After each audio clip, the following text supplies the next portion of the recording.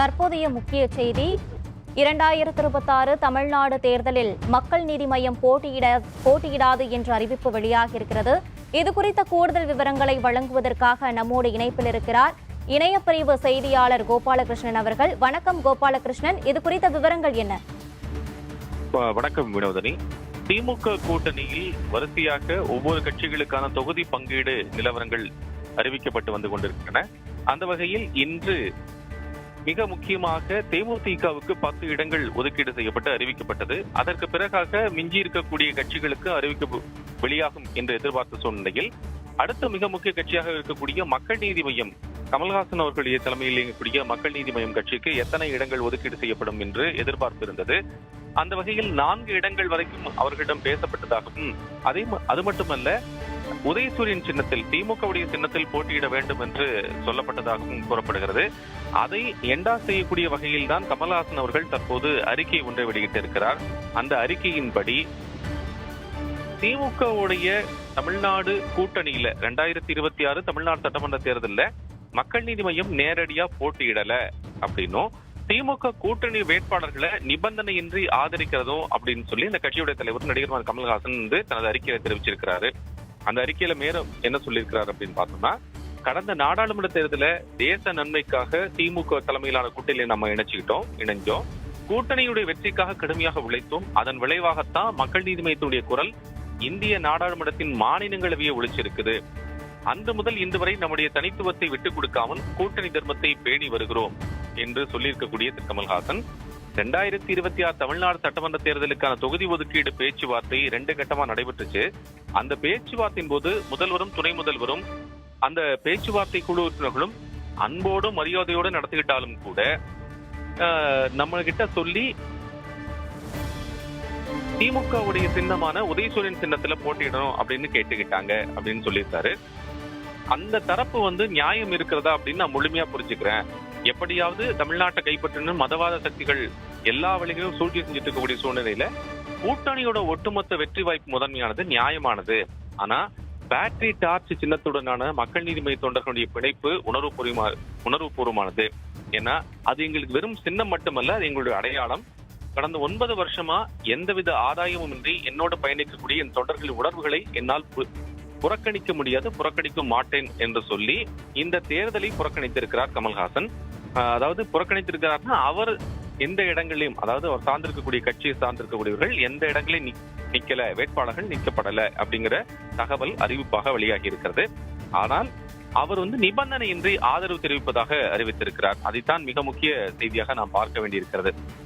இதன் மூலியமாக கமல்ஹாசன் அவர்களுக்கு கொடுக்கப்படக்கூடிய அந்த 4 இடங்கள் வேற ஏதேனும் கூட்டணி கட்சிக்கு கொடுக்கப்படுமா அல்லது திமுகவே தங்களது கட்சிகளுடைய வேட்பாளர்களாக நிறுத்துமா என்று எதிர்பார்க்க வேண்டியிருக்கிறது. நான் முன்னரே குறிப்பிட்டது போல உதயசூரியன் சின்னத்தில் தான் வேட்பாளர்களை நிறுத்த வேண்டும் என்று கேட்டுக்கொண்டதற்கு இணங்க இந்த முடிவு எடுக்கப்பட்டிருப்பதாக கமல்ஹாசன் அவர்களுடைய அறிக்கையிலிருந்து நாம் புரிந்து கொள்ள முடிகிறது. அதே சமயம் தேமுதிகவுக்கு 10 இடங்கள், மதிமுகவுக்கு 4 இடங்கள், விசிகவுக்கு 8 இடங்கள், இடதுசாரிகளுக்கு 5+5 10 இடங்கள் என்பதை ஒதுக்கீடு செய்திருக்கிறது. ஏற்கனவே IUML உள்ளிட்ட பல கட்சிகளுக்கும் ஒதுக்கீடு செய்யப்பட்ட நிலையில் பெரிய கட்சிகளுக்கான இடஒதுக்கீடு என்கின்ற இடங்கள் ஒதுக்கீடு செய்யப்படுவது திமுக கூட்டணியை பொறுத்தளவுக்கு நிறைவுக்கு வந்திருக்கிறது என்று எதிர்பார்க்கலாம் வினோதினி. மற்ற சில கட்சிகளை பொறுத்தளவுக்கு ஓரிரு நாட்களில் ஒட்டுமொத்தமாக இடங்கள் முடிவு செய்யப்பட்டு அதற்கு பிறகாக எந்தெந்த தொகுதிகளில் போட்டியிடலாம் என்கின்ற அந்த விவரங்கள் தெரிய வரும். மக்கள் நீதி மய்யத்தை பொறுத்தளவுக்கு 2018ஆம் ஆண்டு அந்த கட்சி துவங்கப்பட்டது. 2018 துவங்கி 2019 உடனேயே அவர்கள் நாடாளுமன்ற தேர்தலில் களம் கண்டார்கள் என்பதை பார்க்கின்றோம். அது மட்டுமல்ல, 2019ற்கு பிறகாக 2021 தேர்தலில் சட்டமன்ற தேர்தலில் அவர்கள் களம் கண்டார்கள் என்பதை பார்க்க வேண்டியிருக்கிறது. அந்த நேரத்தில் தான் கமல்ஹாசன் அவர்களுடைய கட்சி கிட்டத்தட்ட 4% வாக்குகள் வாங்கியிருந்தது. அர்பன், செமி அர்பன் போன்ற இடங்களில் மிக முக்கிய ஒரு வேட்பாளர்கள்லாம் நிறுவப்பட்டு மிகப்பெரிய கட்சியினுடைய பிரதிநிதிகள்லாம் வேட்பாளர்களாக அறிவிக்கப்பட்டிருந்தார்கள். அவர்கள் மருத்துவர்கள், என்ஜினியர்கள் என்று சமுதாயத்தில் பெரிய இடத்தில் இருந்தவர்கள் எல்லாம் வேட்பாளராக அறிவிக்கப்பட்டிருந்த கட்சியின் சார்பாக முன்வைக்கப்பட்டது. அதுல அவர்களுக்கு மிகப்பெரிய ஒரு வெற்றி கிடைக்கும், எதிர்கட்சி அந்தஸ்து எல்லாம் கிடைக்கும் கமல்ஹாசனுக்கு என்று எதிர்பார்க்கப்பட்டது. சமத்துவ மக்கள் கட்சி அந்த கூட்டணியில் இருந்தது, அதே போல IJK அந்த கூட்டணியில் இருந்தது. தமிழக மக்கள் ஜனநாயக கட்சி அந்த கூட்டத்தில் இருந்தது. இது மட்டுமல்ல, தேவகவுடா அவர்களுடைய மதச்சார்பற்ற ஜனதாதளமும் அந்த கூட்டணியில் இருந்தது.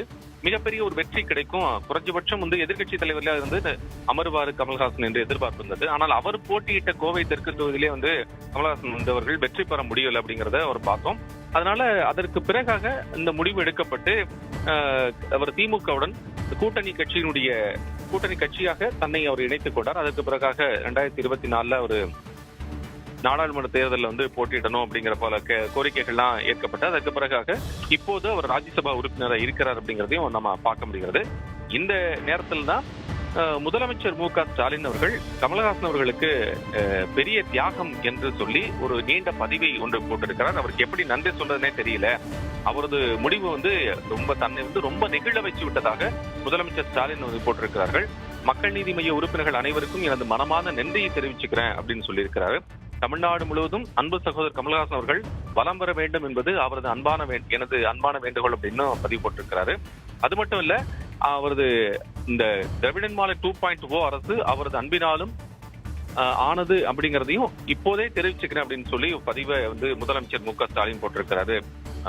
மொத்தத்துல நம்ம புரிஞ்சு கொள்ள வேண்டியது என்னன்னா, மக்கள் நீதி மையம் 2026 தேர்தலை பங்கெடுக்கவில்லை, புறக்கணித்திருக்கிறதுன்னு சொல்ல முடியாது, பங்கெடுக்கவில்லை. அவர்கள் வந்து அதாவது உதயசூரியன் சின்னத்தில் நாங்கள் போட்டியிட விருப்பமில்லை என்கின்ற அடிப்படையில் அவர்கள் இந்த முடிவு எடுத்திருக்கிறார்கள். ஆனால் நிபந்தனையற்ற ஆதரவு கொடுப்பதாக சொல்லியிருந்தால் போதும் கூட போட்டியிடவில்லை என்பதுதான் ஒரு புரிந்து கொள்ள வேண்டிய செய்தியாக இருக்கிறது. இது போல அருணாச்சலம் போல இந்த கட்சியில் நீண்ட காலமாக பயணித்துக் கொண்டிருப்பவர்கள் வந்து இந்த முறை போட்டியிட்டு எப்படியாவது அவர்களுக்கு ஒரு வாய்ப்பு கிடைக்கும் என்று எதிர்பார்க்கப்பட்ட சூழ்நிலையில அந்த வாய்ப்பு இந்த முறை அவர்களுக்கு கிடைக்கவில்லை என்பதையும் புரிந்து கொள்ள வேண்டியிருக்கிறது. வினோத், நன்றி கோபாலகிருஷ்ணன், விவரங்களுக்கு நன்றி.